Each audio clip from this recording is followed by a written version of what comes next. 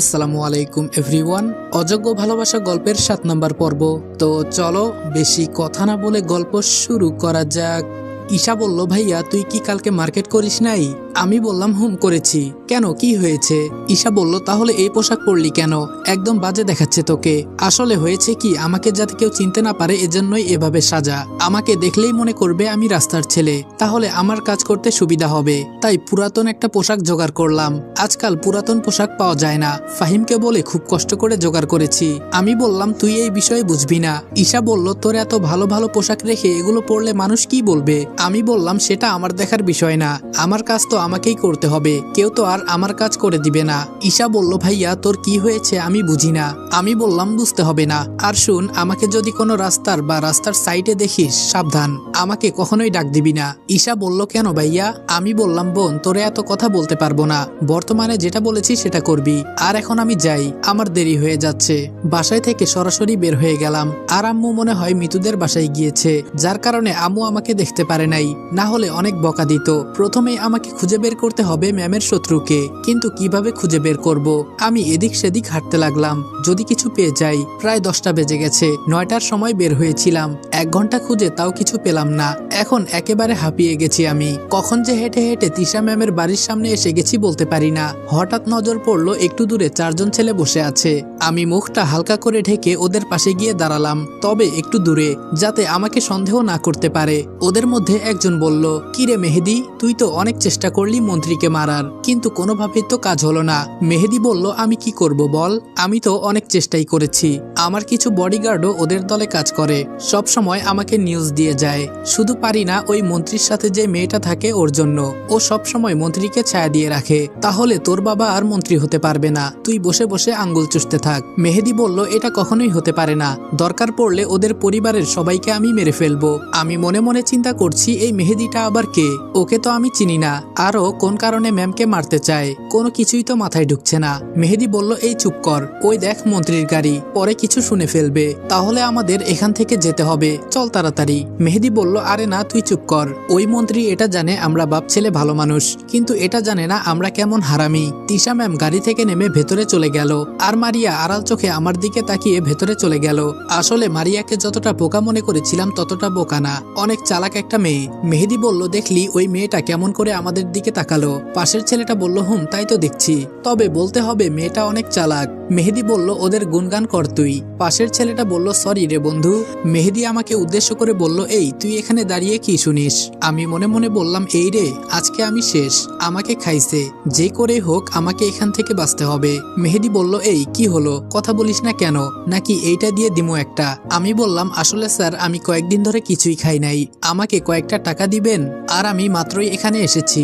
মেহেদি বলল, যাক বাবা, আমি তো ভয় পেয়ে গিয়েছিলাম, আরে এই শালা তো একটা ভিক্ষুক। আমি মনে মনে বললাম, শেষ পর্যন্ত আমাকে ভিক্ষুক বানিয়ে দিলি, মনে হয় আর আমার মান ইজ্জত রইল না, এই চাকরি করে জীবনটা শেষ হয়ে যাবে। মেহেদি বলল, এই নে 100 টাকা, এখন এখান থেকে যা। আমি মনে মনে ভাবলাম, ভিক্ষুকরা টাকা পেলে কি বলে? হ্যাঁ মনে পড়েছে, আল্লাহ আপনার ভালো করুক, এই বলে একটু আড়ালে গিয়ে দাঁড়ালাম, যাতে কেউ আমাকে দেখতে না পারে। একটু পর ওরা চলে যেতে লাগলো, আমিও আস্তে আস্তে ওদের পেছনে যেতে লাগলাম। আর ওরা আমাকে কোনোভাবেই দেখতে পারবে না, কারণ আমি ওদের থেকে অনেক দূরে। দেখতে দেখতে ওরা গিয়ে একটা বাসার ভেতরে ঢুকে গেল। বাসাটা দেখে আমি তো পুরাই ব্যাককেল হয়ে গেলাম, মনে হয় মন্ত্রীর থেকে কম না ওদের টাকা, কিন্তু ওদের এত টাকা কোথায় থেকে এলো? বাসার সামনে দেখি বডিগার্ড দাঁড়িয়ে আছে, এইটা দেখে মনে হলো মন্ত্রীর মতোই তো দেখি সবকিছু আছে ওদের, কিন্তু আমাকে তো জানতেই হবে কি চলছে ভেতরে। আর মেহেদির বাবা মন্ত্রী হতে চাইছে কেন, বুঝলাম না বিষয়টা। বাসার সামনে দিয়ে গেলে বডিগার্ড আটকে ফেলবে, তাই ঘুরে বাসার পেছন দিয়ে জানালার কাছে গেলাম। দেখি এক মুরব্বী লোকের সাথে মেহেদি বসে আছে। মুরব্বী লোকটা বলল, যেভাবে পারিস মন্ত্রীকে মার। মেহেদি বলল, বাবা আমি তো অনেক চেষ্টা করছি, কিন্তু কোনোভাবেই পারছি না। মুরব্বী লোকটি বলল, আমাকে বাসা থেকে বের করবি না, আর আমি যদি একবার বাসা থেকে বের হই সবার সামনে মন্ত্রীকে কুপিয়ে হত্যা করব। মেহেদি বলল, কয়েকটা দিন সময় দাও বাবা, আমি সবকিছু ঠিক করে নিব। আমি মনে মনে চিন্তা করলাম, এত সময় এখানে থাকা যাবে না, না হলে ধরা খেয়ে যাব। তাই আস্তে করে বের হয়ে রাস্তায় চলে গেলাম। এখন বাড়িতে চলে যাব, আজকের জন্য যথেষ্ট হয়েছে। একটা রিক্সাওয়ালাকে ডাকলাম, এই মামা এই ঠিকানায় যাবেন? রিক্সাওয়ালা আমার দিকে তাকিয়ে বলল, আজকাল ভিক্ষুকও দেখি রিক্সা নিয়ে বাড়িতে যেতে চায়। এই তোর কাছে টাকা আছে? আর দেখে তো মনে হচ্ছে ভদ্র ঘরের ছেলে, কিন্তু পোশাকে মনে হচ্ছে অন্য কিছু। আমি বললাম মামা এত কথা বলতে পারবো না, আপনার টাকা এই নিন। এখন তো বলবেন না আমার কাছে টাকা নাই। রিক্সাওয়ালা আমাকে নিয়ে যেতে লাগলো। বাসায় এসে কলিং বেল বাজাতেই আম্মু দরজা খুলে দিল। আমি মনে মনে বললাম এই রে, আজকে আমাকে খাইছে। মনে মনে যা চিন্তা করেছি সেটাই হলো। আম্মু বলল বাবা তুমি কে, এখানে আসছো কেন, নাকি ভিক্ষা নিবা? আমি বললাম আরে আম্মু আমি রনি। কি সব বলে যাচ্ছ? মুখের উপর কাপড়টা সরাতেই আম্মু অবাক হয়ে আমার দিকে তাকিয়ে আছে। আম্মু বলল তোর এই অবস্থা কেন? আমি বললাম পরে বলি আম্মু, আগে সরো গোসল করব। আম্মুর সামনে থেকে এসে সরাসরি বাথরুমে ঢুকে গেলাম। গোসল করে বের হয়ে বিছানায় বসে বসে চিন্তা করছি আর এই রূপ নিব না। একদিনেই আমার মান ইজ্জত সব শেষ। আম্মুকে 4-5 বুঝিয়ে কোনো মতে বাঁচলাম। রাতে একটু আগে মিতু আর ফারজানাকে পড়িয়ে শেষ করলাম। 9টা 30 বাজে। আমি রেডি হয়ে বাসা থেকে বের হলাম। একটা রিক্সা নিয়ে সরাসরি ম্যামের বাসার একটু আগে নামলাম, যাতে কেউ টের না পায়। কিন্তু এখন বাসার ভেতরে কিভাবে যাব?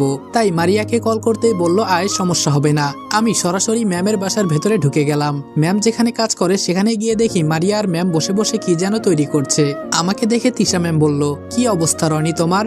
আমি কোনো কথা বলছি না, এক নজরে ম্যামের দিকে তাকিয়ে আছি। ম্যামকে দেখলে নিজেকে আমি কন্ট্রোল করতে পারি না, বুঝি না কি হয়ে যায় আমার। মারিয়া বলল রনি এই রনি। আমি একটু ভয় পেয়ে বললাম কি? মারিয়া বলল এতক্ষণ কোথায় ছিলি? আমি মারিয়ার দিকে চোখ বড় করে ধমক দিলাম। তিশা ম্যাম বললেন আচ্ছা রনি সাহেব আপনার কাজ কত দূর পর্যন্ত? আমি বললাম অনেক দূর পর্যন্ত, যা শুনলে আপনিও অবাক হয়ে যাবেন। তিশা ম্যাম বলল তাড়াতাড়ি বলো কি বলতে চাও। আমি বললাম ম্যাম আপনাকে মারার প্ল্যান করছে। তিশা ম্যাম বলল হোয়াট? আমি বললাম জি ম্যাম, আমি যা বলছি সব সত্যি। তিশা ম্যাম বললেন বুঝিয়ে বলো। আমি বললাম ম্যাম মেহেদিকে চিনেন? তিশা ম্যাম বললেন চিনি, ও তো মেয়রের ছেলে। আমি মনে মনে বললাম তার মানে মেহেদি মেয়রের ছেলে? আমি বললাম ম্যাডাম আপনাকে মেরে ওই মেয়র মন্ত্রী পদে বসতে চায়, আমি নিজের কানে শুনেছি। মারিয়া বলল তার মানে ওই মেহেদির পেছনে যে ভিক্ষুকের মতো ছেলেটা দেখেছিলাম সেটা তুই? আমি বললাম ম্যাডাম। তিশা ম্যাম বলল আমি এত ভালো মনে করেছিলাম মেয়র আর তার ছেলেকে, আর সে নাকি আমাকেই মারতে চায়? আমার তো বিশ্বাসই হচ্ছে না। মারিয়া বলল হুম ম্যাম, কয়দিন ধরে আমি দেখছি মেহেদি আপনার আশপাশে ঘুরঘুর করছে। আমি বললাম আরেকটা বড় খবর আছে ম্যাডাম, যা শুনে আমারও বিশ্বাস হচ্ছিল না। তিশা ম্যাম বলল কি বলবি বল। আমি বললাম ম্যাম আপনার এখানে কি হয় না হয় সব খবর এখান থেকে পাচার করা হয়। এখানে ওর পাঠানো কিছু কুত্তা আছে, ওরা সব সময় ওকে নিউজ দেয়। আপনি কখন কি করেন, কোথায় যান? তিশা ম্যাম বলল না আমি আর কিছু চিন্তা করতে পারছি না। মারিয়া বলল ম্যাডাম ঠান্ডা হন, ওরা আমাদের কিছুই করতে পারবে না, আর আমাদের সবার আগে ওর দেওয়া লোকগুলো খুঁজে বের করতে হবে। তিশা ম্যাম বলল কিন্তু সেটা কিভাবে? আমি বললাম আমি এই কাজ করতে পারবো ম্যাম, তবে সবার আগে আপনার সব বডিগার্ডকে একত্রে করতে হবে। মারিয়া বলল এখানে তো সবাই নাই, অনেকেই চলে গেছে। তিশা ম্যাম বলল তাহলে কালকে সকালে রনি তুমি এখানে চলে আসবা। আমি বললাম ঠিক আছে ম্যাম, তবে আমার কিছু কথা ছিল। তিশা ম্যাম বললেন বলে ফেলো। আমি বললাম ম্যাম আমি আজকে নোংরা কাপড় পরেছি দেখে সবাই আমাকে ভিক্ষুক বলে, এমনকি মারিয়াও এখন বলছে। এভাবে আমি কাজ করতে পারবো না ম্যাম, আপনার কোনো কোম্পানি আছে? তিশা ম্যাম বললেন আছে তো। আমি বললাম ওখানে আমাকে দিয়ে দেন, 1 ঘন্টা 2 ঘন্টা যদি কাজ করি তাহলে বলতে পারবো আমি অমুক কোম্পানিতে মন্ত্রীর আন্ডারে কাজ করি, আর গোয়েন্দাগিরিও করতে কোনো সমস্যা হবে না। তিশা ম্যাম বলল আচ্ছা মারিয়া ব্যবস্থা করে দাও। মারিয়া বলল জি ম্যাম হয়ে যাবে। আমি বললাম ম্যাডাম আপনাকে না। তিশা ম্যাম বললেন কি আমাকে? আমি বললাম পরে আমাকে বকা দিবেন না তো বললে? তিশা ম্যাম বলল আরে না বলো তুমি। আমি বললাম ম্যাম আপনাকে আজকে অনেক সুন্দর লাগছে। এই বলে আমি মাথা নিচু করে ফেললাম। একজন মন্ত্রীকে এই কথা বলেছি, না জানি কি হয়। তিশা ম্যাম বলল মাথা নিচু করছো কেন, এই দিকে তাকাও। আমি ম্যামের দিকে তাকাতেই একটা মুচকি হাসি দিয়ে বলল আমার সামনে কেউ কথা বলার মতো সাহস পায় না। আমি মন্ত্রী হওয়ার পর এই প্রথম কেউ আমাকে বলল যে আমাকে অনেক সুন্দর লাগছে, তোমাকে অনেক অনেক ধন্যবাদ। আমি মনে মনে বললাম যাক বাবা কিছু বলে নাই, বাঁচা গেল। তিশা ম্যাম বললেন মারিয়া ওকে ওর বাসায় নামিয়ে দিয়ে এসো। আমি বললাম তাহলে আজকে আমি আসি ম্যাম। তিশা ম্যাম বললেন যাও, তবে সকালে সময় মতো চলে এসো। আমি মনে মনে বললাম আই লাভ ইউ ম্যাম। জোরে বললে হাড্ডি গুড্ডি একটাও থাকবে না। মারিয়া বলল আসেন স্যার। মারিয়ার সাথে গাড়িতে উঠলাম। আমি বললাম মারিয়া এই নে 100 টাকা, এইটা মেহেদির দেওয়া টাকা। মারিয়া বলল 100 টাকা দিয়ে আমি কি করব? আমি হেসে বললাম এই টাকাগুলো আমাকে মেহেদি ভিক্ষা দিয়েছে, আর আমি তোকে। মারিয়া বলল শালা আজকে তোকে আমি খাইছি। আমি বললাম আর আমি তোকে কাঁচামরিচ দিয়ে আস্ত চিবিয়ে খাবো। মারিয়া বলল ছি, এই বলে টাকাটা ফেলে দিল। আমি বললাম কি রে টাকাটা ফেলে দিলি কেন? মারিয়া বলল তোর ভিক্ষার টাকা আমি রাখবো কেন বল? আমি বললাম বইন বন্ধ কর। এই ভিক্ষা কথাটা শুনতে শুনতে মাথা ধরে গেল। তোর পায়ে পড়ি আর বলিস না। মারিয়া বলল তাই বলে তুই এই রূপ নিবি? আমি বললাম তাড়াতাড়ি মাথায় যেটা আসছে সেটাই করেছি। মারিয়া বলল আর এমন করবি না। আমি বললাম উচিত শিক্ষা হয়ে গেছে আমার। আবার যে এমন করব তুই এটা কিভাবে চিন্তা করলি? মারিয়া বলল, আজকে একটা বিষয় দেখলাম, তুই কেমন করে যেন ম্যামের দিকে তাকিয়েছিলি। দাল মে কুছ কালা হ্যায়। আমি বললাম, আরে না, তেমন কিছু না, এমনিই তাকিয়েছিলাম। মারিয়া বলল, সত্যি বলবি না তো? আমি বললাম, কি বলবো? মারিয়া বলল, আমাকে বল, ম্যামকে কি তোর পছন্দ হয়? যদি হয় বল, আমি তোকে সাহায্য করতে পারি। আমি বললাম, এত বোকা আমি না যে তোমার কথায় আমি পা দিব। মারিয়া বলল, আচ্ছা আমিও দেখে নিব। বললি না তো, ঠিক আছে। আমি বললাম, আচ্ছা যাই রে, আর তোকে আমার বাসায় যেতে বললাম না, কারণ অনেক রাত হয়ে গেছে। মারিয়া বলল, আরে না, তুই যা, আমি চলে যাব। আমি বললাম, আচ্ছা যাই, তুই ভালো থাকিস। মারিয়া বলল, হুম, এই বলে চলে গেল। আমি বাসায় গিয়ে কলিং বেল বাজাতেই মা দরজা খুলে দিল। আমি বললাম, কি ব্যাপার আম্মু, তুমি এখনো ঘুমাও নাই? আম্মু বলল, তোরে রেখে কিভাবে ঘুমাই, তাই জেগে আছি। আমি বললাম, আচ্ছা যাও, তুমি ঘুমাও, আমার আর কোনো দিন দেরি হবে না। রুমে এসে শুয়ে পড়লাম। কালকে ম্যামকে বলবো রাতে আর দেখা করতে পারবো না, না হলে বলবো আরো আগে দেখা করতে। শুয়ে শুয়ে তিশা ম্যামকে নিয়ে স্বপ্ন দেখছি। তিশা ম্যাম আর আমার বিয়ে হলো, আমাদের 2টা বেবি আছে। এগুলো দেখছি আর মনে মনে হাসছি। গরিবরা শুধু স্বপ্নই দেখতে পারে, আর সেই স্বপ্ন কোনোদিনই পূরণ হয় না। আমারও হয়তো তাই হবে, জানি না ভাগ্য আমায় কোথায় নিয়ে যাবে। তবে এই শহরে এসে বুঝতে পারলাম, টাকা ছাড়া কেউ কাউকে দাম দেয় না। তোমার কাছে টাকা আছে তো সব আছে, টাকা নাই তো কিছুই নাই। তবে তিশা ম্যামের মনটা অনেক ভালো।